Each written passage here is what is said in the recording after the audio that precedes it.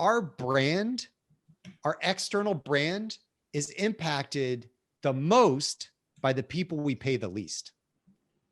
When I go to the grocery store, I don't even know who the CEO of Kroger is, right? I'm down in the Southeast. Sure. I don't even know who the CEO is. My brand perception is going to come with my engagement with that person at the register, the person stocking the shelves, person at the customer service desk. That's my brand perception. This is Eric Anderton, and you're listening to Construction Genius, a leadership masterclass. Thomas Edison said that genius is 1% inspiration and 99% perspiration. If you're a construction leader, you know all about the perspiration, and this show is all about the 1% inspiration that you can add to your hard work to help you to improve your leadership.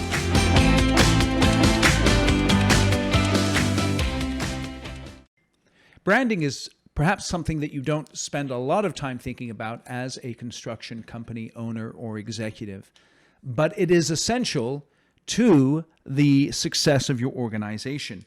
Your brand is your reputation, or what people say about you when you're not around. It's not just the logo or the website that you have. And what's very interesting is that it's important to have a strong internal brand with those that work for you, so that you might be able to have a strong external brand with those who work with you. And that is exactly what Skot Waldron and I are going to be talking about today on Construction Genius. Skot is an expert in brand building both internally and externally. He has many years of experience working with a variety of different companies, helping them to build their internal and external brand. And we're going to talk about the necessity of aligning those two aspects of your business in order to achieve the goals that you are driving for. Enjoy my conversation with Skot. Thank you for listening to Construction Genius. Feel free to share this interview with other people and give us a rating or review wherever you get your podcasts. Skot, welcome to Construction Genius. Thank you for joining me. Yeah, it's good to be here, Eric. I'm excited. This is good stuff, man. What does the term brand mean? That is a beautiful question. Brand is your reputation, or what people say about you when you're not around. Straight up, that's all it is. Okay. And where do we see that? We see that in Google reviews, right? Nobody writes Google reviews on somebody's logo. Nobody's like, right, oh, that logo is horrible. Everybody talks about their experience with that company. Now, when I talk about brand as well, I talk about two separate things. So I talk about, that's the external side, the external brand, the Google reviews, the reputation, the word of mouth, the referrals that come out of that. But on the internal side, what we call internal brand development, we're talking about employee engagement. We're talking about company culture. We're talking about Glassdoor reviews, right? We're talking about, what do people say when they go home at night about their job? Are they saying, man, my team leader sucks? Or are they talking about, man, my job is a drag, I can't wait to get out of there? And then they're telling their neighbors at the barbecue about how bad their job sucks. That's an internal brand problem, right? So that's the way I kind of talk about brand. It's reputation. It's about what people say about you when you're not around. And we talk about it in the internal sense and the external sense as well. Okay. So let's talk about the internal aspect of it. How can I develop a strong internal brand, and why is that important? Because we've all experienced horrible internal brands, right? Our company culture, the way people bulldoze us in meetings. We don't feel valued, heard, or understood. We go home at night feeling like, it doesn't matter what I do. It doesn't matter what I say. I'm just going to do the bare minimum at my job to get by, get paid, and go home at night.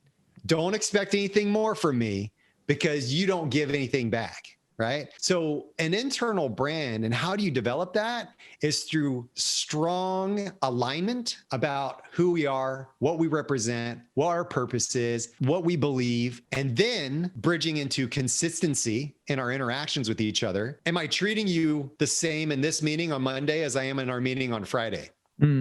Am I treating you in HR the same as I'm treating somebody in marketing or sales or my executive? Am I consistent in my interactions, in my communication, in my development as a team to make sure that we are all cohesive in one vision of what we're trying to drive forward?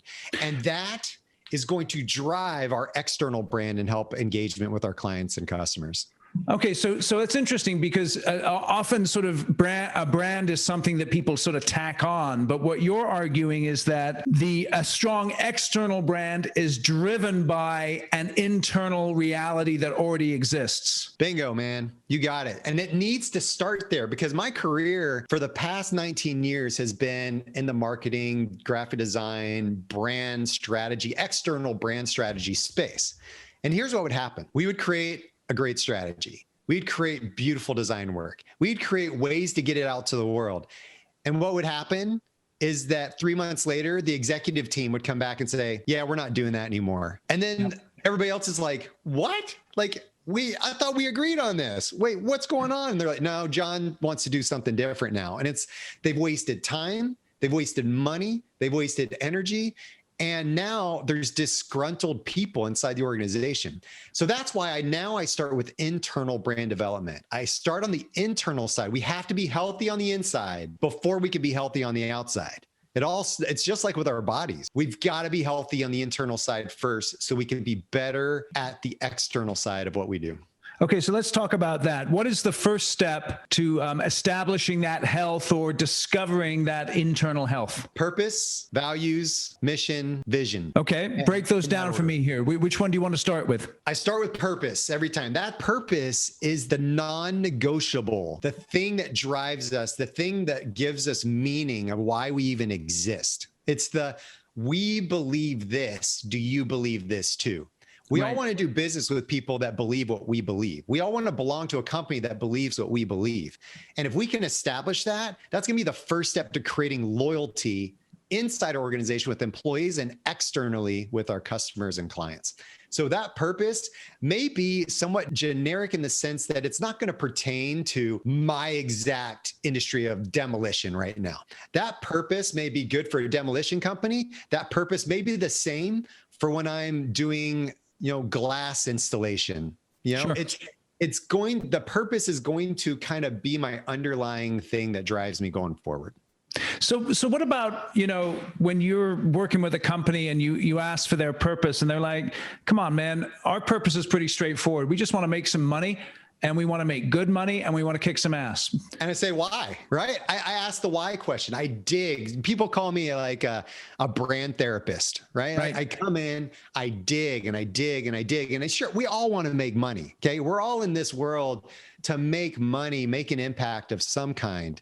Now, there are literally going to be people out there that just make a widget. They're like, listen, I make screws, for things, and that's kind of what I do. And what I want to do though is I'll dig a little bit and I'll dig and dig and dig. And there's a small percentage of companies that just don't need a full-on hardcore brand strategy, right? Now, you do need some of that internal alignment. You do need some of that internal brand development of communication, culture development and whatnot. But what I want to do is when we get into the philosophical, the meaning, the belief system of what we're trying to do and create, it's going to be really important to ask that why question over and over and over again. Okay. So the next one then is the values. What do you mean by values? So I don't want to hear when I go into a company and I start to do a brand audit in this company, I'm going to ask probably 10 different employees, at least, what are the values of your company? And I want to hear if they know them, right? And I'm going to want to also understand if they're consistent, if they align with those values. Does it represent, when we do an internal brand audit, do you believe these values represent the real company, right? We've just experienced COVID. We've just experienced the Black Lives Matter movement. And these things have revealed and uncovered a lot of BS out there when it comes to our values of companies. They've been called out of, our company doesn't really mean that when they say it. Right? People are getting tired of it and they want authenticity and transparency.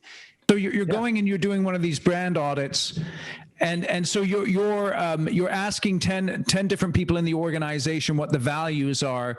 How often do you consistently hear the same message when you're doing something like that? Very, very rare. It's very seldom that I hear that consistent message. You'll hear some things trickle in here and there, and most of the problems come because people have like 10 values.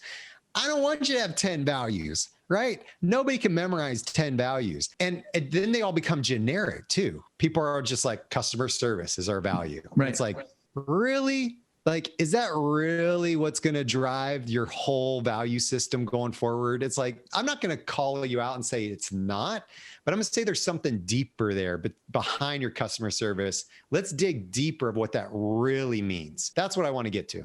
How do the best companies then, if they're clear on their purpose and their values, how do the best companies then leverage those in terms of building their internal brands specifically? Well, they'll use them, if they're smart, in their interview process to weed out the people that don't align with them at the very beginning. Maybe you're doing some initial interviews, you lay out a list of 20 values and you say, hey, pick your top 5. What would you say are your top 5 values? See if they somewhat align with what you're doing. Right. What is your purpose? Why do you exist? Why do you want to work at this place? Right. Right. Have them dig, right? Use this as a method and a way to find people that are aligned with you, that believe what you believe. That when that doesn't happen, turnover, right? And that costs a lot of money for a lot of companies. If we have constant turnover, we're talking about, with a 50-person company, it's $1 million a year problem right out of the gate. So how do you distinguish, because you mentioned purpose, values, mission, and vision. How do you distinguish between purpose, mission, and vision? Yeah, there's a lot of kind of like nomenclature, overlap, right? And a lot of people use them in different ways and have their own definitions. Because people hear this, like people are listening to the interview and they're like, yeah, I've kind of heard this stuff before, I mean, give me something like that I can really grasp and say, you know what, I need that insight in my business. Okay. So here's the thing. So we build from the top up. Okay. We build from your purpose. We build into your values. Your values are kind of that system that helps us align with what we are, that reemphasize our purpose. Okay. That value system. Mm-hmm. Our mission is the thing that we do every day. Okay. We can look, and this is what I tell my clients. I want you to be able to print out your mission statement, put it on your wall, and be able to look at it every day and say, did I do that today? Okay. Did I accomplish my mission? So my mission, for example, is to empower, inspire, and create every day. Okay. Inspire, empower, and create. Now, I can look at a list on my wall and I can say, did I do that today? See, that's very good right there. See, I haven't heard it quite put like that. So your mission is something that you can write out and look at and then challenge yourself. Did I do that every day? Every day.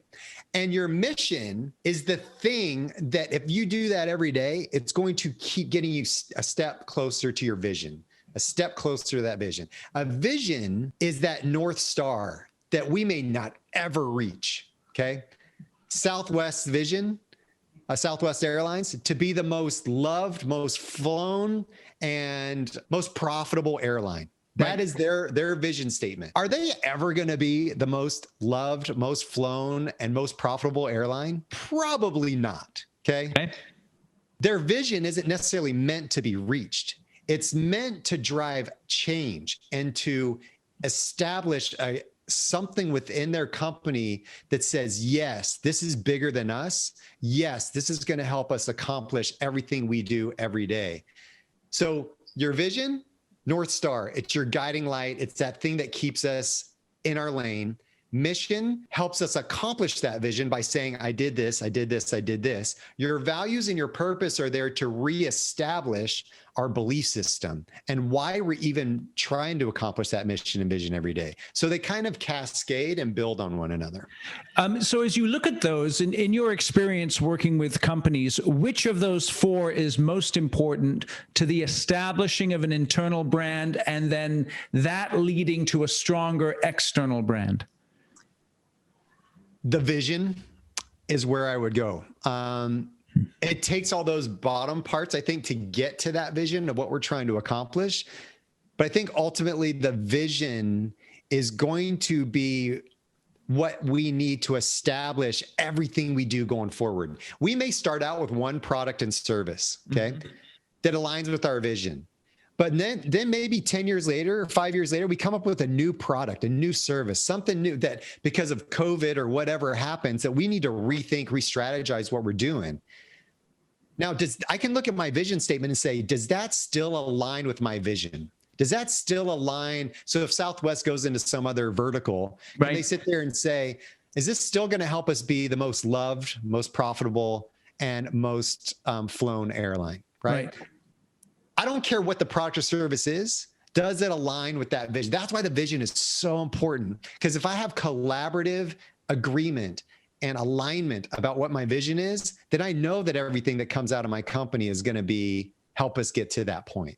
So how should an executive team get together and try and establish that vision? What are some steps that they could take, some practical ones? Well, number one, the first thing I would not do, first of all, is get the CEO, the CFO, and the COO in a room, just the three of them, and come up with a vision statement. Like, no. Okay. Because that becomes the vision statement of those three executives. Okay.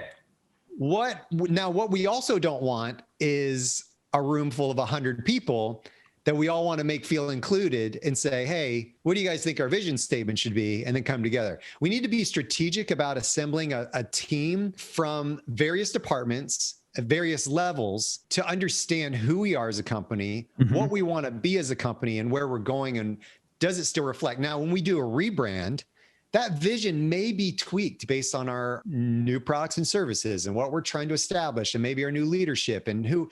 Like, I don't think you need to change your vision every year.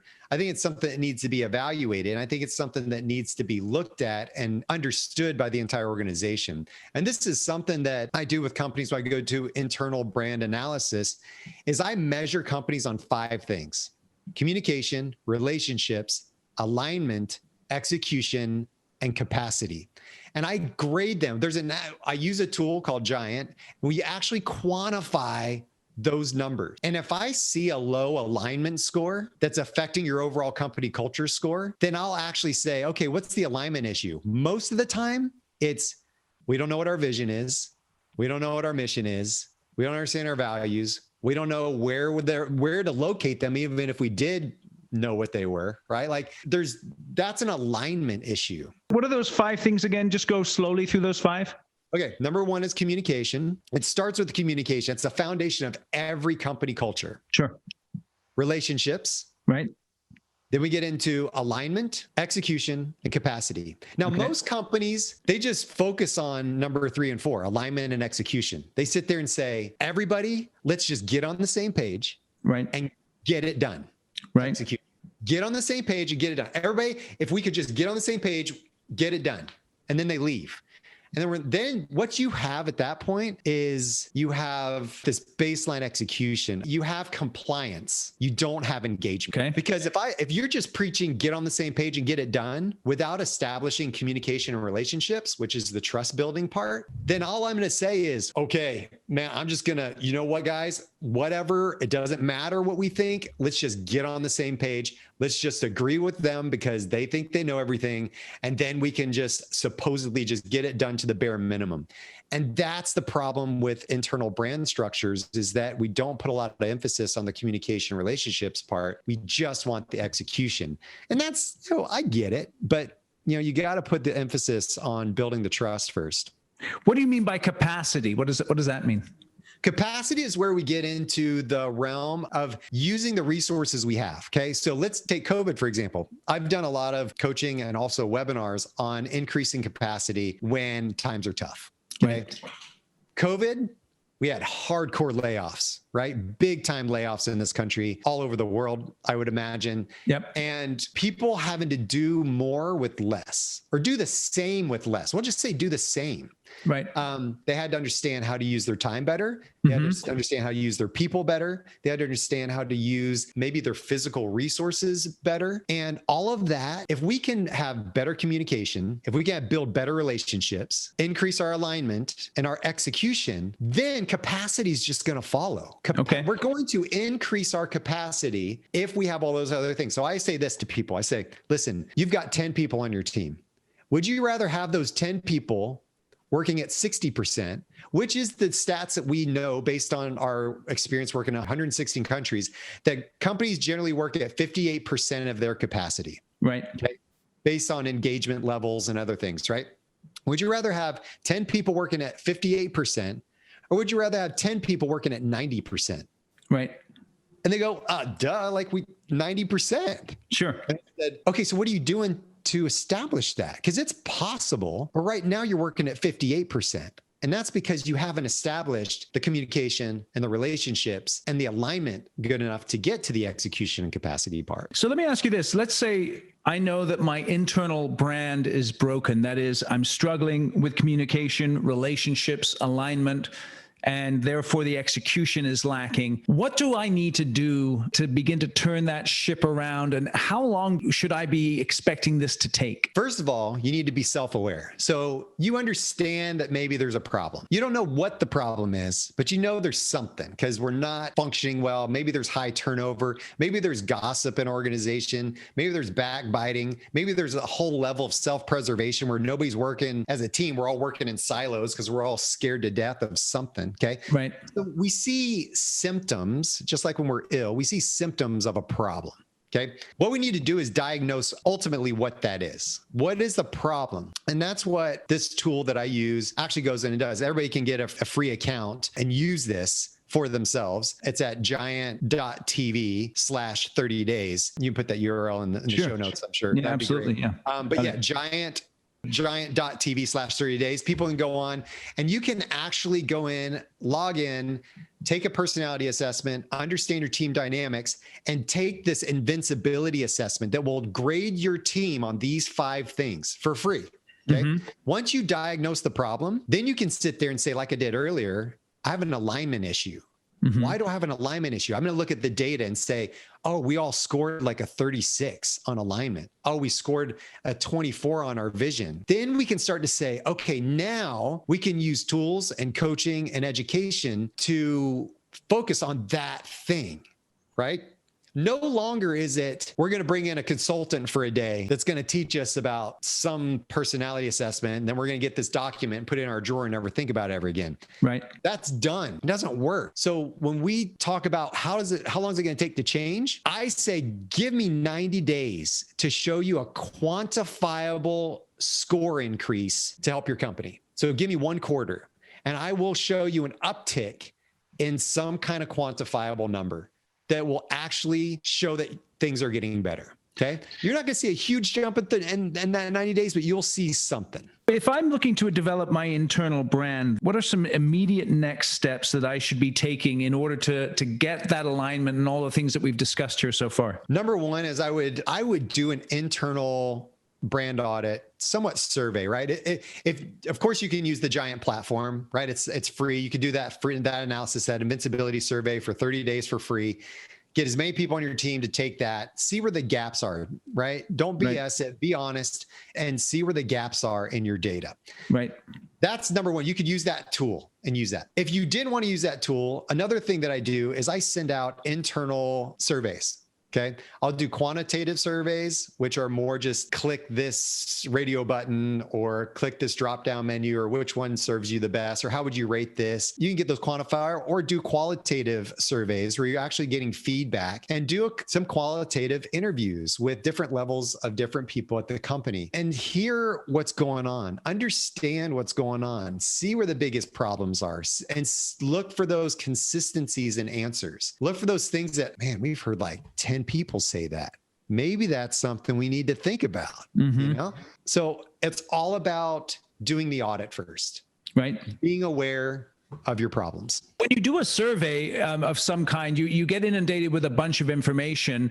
In your experience, what is the best way for a company to identify their priorities?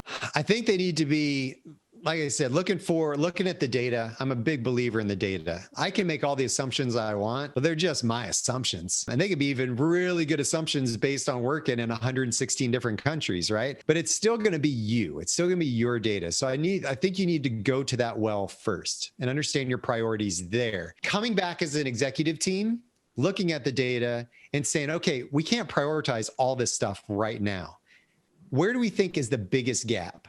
And where do we think we're going to have the biggest impact? Okay. What is going to drive our business forward? What is going to help us retain our employees? What is going to help us have a better brand perception inside so that we can have a better brand perception outside as well? Which ultimately is more important, your internal brand or your external brand? Ooh, that's a toughie. I am going to lean towards the internal brand. Now, we will say, and we will hear from a lot of different companies, I don't care about the internal stuff. I don't care about the fluffy vision. I don't care about the fluffy values. You know what? We buy lunch for our employees every other Friday. Yeah.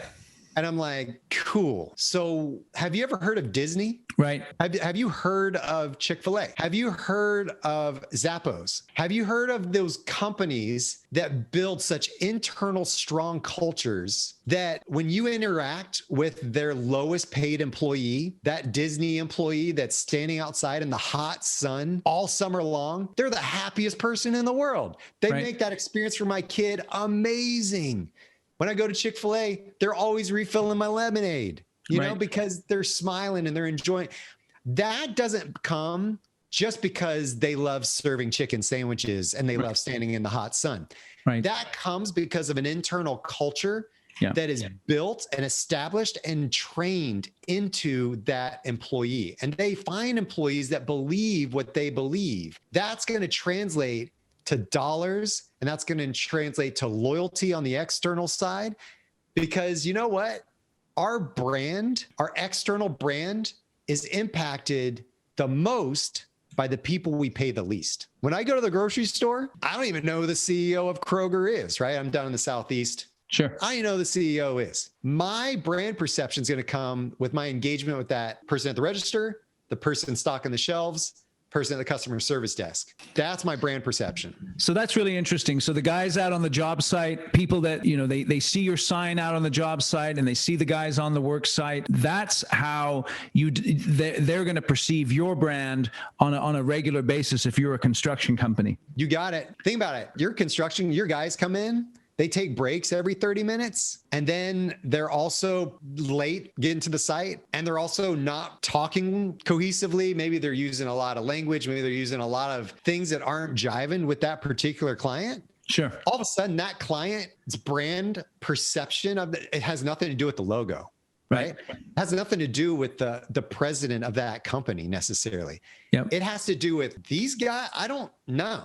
I'm not going to recommend these guys because of these employees. So it's interesting. We began the conversation with your brand being your reputation or what people say about you when you're not around. And we went into this discussion about the key to developing a strong external brand is establishing that internal brand that then enables you to be able to have alignment internally and communication internally that's then expressed in the way you interact with people externally.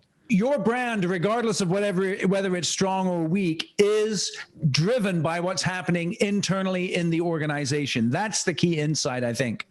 Key insight. You got it, man. I mean, how are we going to run a race if, we don't have a good heart? And how are we going to run a race if we have a ton of fat clogging our arteries, right? It's the same concept, man. We've got to take care of ourselves, our internal processes, our internal selves and our health to make sure that we can execute effectively on the outside. Excellent. Well, Scott, I really appreciate your insights here. As we're wrapping up, you're down there in Georgia. Where in Georgia? I'm northeast of Atlanta. Excellent. Yeah, man, it's beautiful. We love it. So if we're visiting Atlanta or the area that you're in, what's one restaurant that you would recommend someone to go to? Oh man, Waffle House. Hello.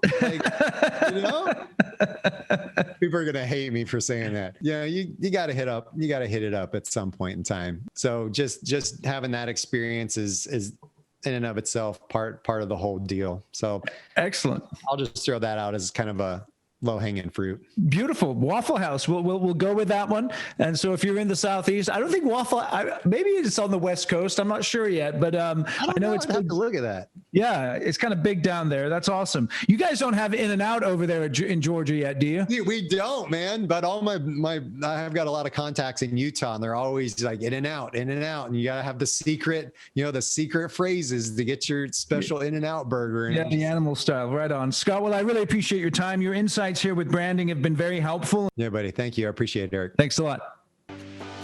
Thank you for listening to this episode of Construction Genius. Hope you found that 1% of inspiration to help you in the next few days. If you like the show, please give us a 5-star review on iTunes, share it with other construction leaders who you think would benefit, and always remember that the show is brought to you by Kick-Ass Meetings. I've been working with construction leaders since 2004, teaching them how to run extremely effective problem-solving meetings that gets their people collaborating, taps into their creativity. And to get yourself a free copy of the Kick-Ass Meeting Report, go to www.ericanderton.com/kickassmeetings. Grab yourself that free report, read it, use it in your business. You'll find it extremely useful. And thanks again for listening.